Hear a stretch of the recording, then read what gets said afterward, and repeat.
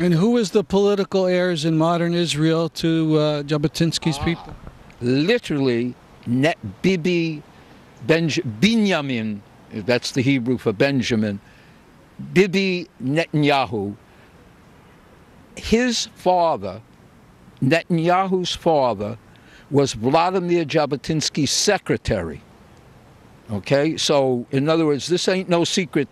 You know, he can't say, I didn't know. You know, okay? Let's put it this way. They were so pro-fascist that at least 35 of them actually joined the Mussolini's university student group. In other words, they weren't just pro-fascist, they joined the Italian fascist party. That's how fascist they were. Now, and all the while, Mussolini is ravaging Ethiopia. And so now, everything was hunky-dory. Here they were marching around, in Mussolini's Naval Academy, etc., until 1936, and then all of a sudden the Spanish Civil War breaks out. Okay, and Mussolini looks at Spain and he realizes, uh-oh. If the workers, the left wing, wins in Spain, that will inspire my workers to try to overthrow me. So they can't win in Spain. But Italy wasn't strong enough by itself to help Franco win the Spanish Civil War.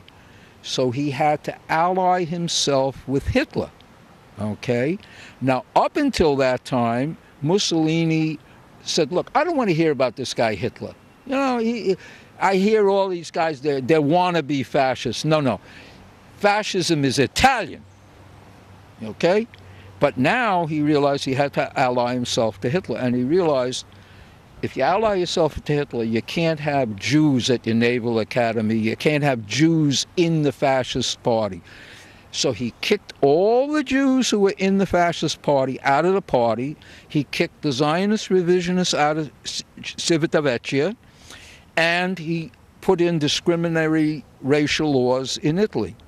So at that point, the Zionist revisionists got kicked out of Italy. But then, and Jabotinsky decided, well, okay, that's over. So he went back to supporting the British.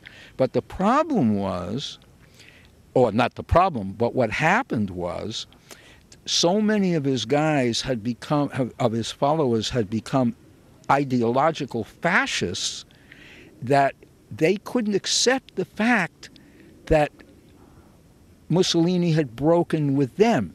They blamed it on the Jews. Here's Mussolini, he's being nice to us, etc., etc. And the Jews, those ingrates, they were always going on and ranting about fascism. Okay? So what he did, what happened was that a wing of the Zionist revisionist movement, when World War II broke out, they broke with Jabotinsky. They called themselves, they were called by everybody, the Stern Gang, after their leader, Abraham Stern. All right, so here we are, World War II is starting.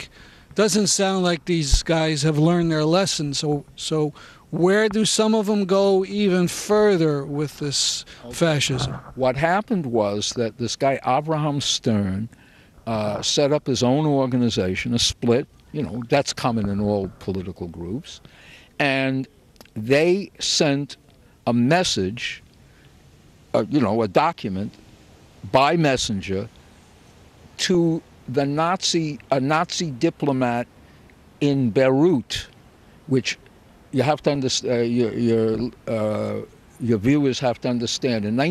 By that point in 1940, the Germans had conquered France, so France was run by a pro-Nazi regime called the Vichy French, okay? And they controlled Lebanon and Syria. So the Nazis had a diplomat in Beirut, okay? So the Stern Gang, which was the British name for them, the Stern Gang sent a messenger with this document to the Nazis, offering to go to war on Hitler's side. They explained. Wait, say that again? Okay.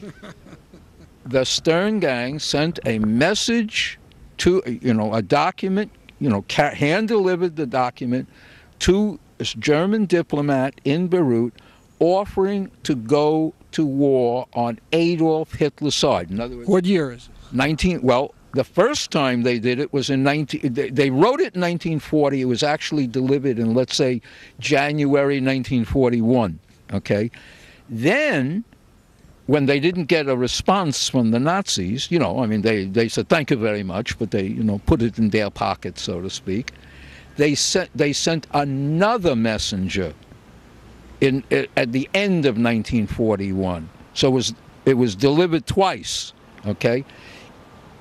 After World War II, the document was found by the British in Turkey, in the German embassy in Turkey. In other words, the diplomat who they had given it to in Beirut, he toured the Middle East, and when he got to Turkey, he deposited the document in the German embassy in Turkey.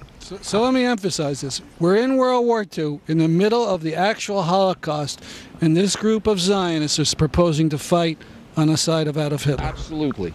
But summing it up, and we're really at the end of time here, how, in a few words or sentences, how would you categorize the Zionist record with Nazism in that period? Well, okay, I'm looking for a word. What the word to sum up this whole period? Would disgraceful be really far off the mark? I'm trying to think of a worse word than disgraceful. Treason. Treason to the Jews. Betrayal of the Jews. In New York City, I've been talking to Lenni Brenner about his book, 51 Documents, Zionist Collaboration with the Nazis. We had to cut away a lot of the meat of this interview. There's lots more shocking details, but you can see the whole thing on YouTube. Just go to our website for the links. And also a link to the Edwin Black article in the Jerusalem Post where he defends some of this collaboration. People ask me why I, as a Jew, am so critical of Israel. Most of it is empathy with the sufferings of the Palestinians. But part of it is personal fury that when Hitler could have been stopped before the war, the Zionists were undermining the efforts of other Jews and the left to destroy him. In our next show, we'll be talking about the upcoming October 17th anti-war demonstrations. I'm pleased to hear that in Boston, Zoya will be speaking, a legendary leader of Afghan women. That's our program for today. See you next week at this time. I'm Stanley Heller, and this is The Struggle.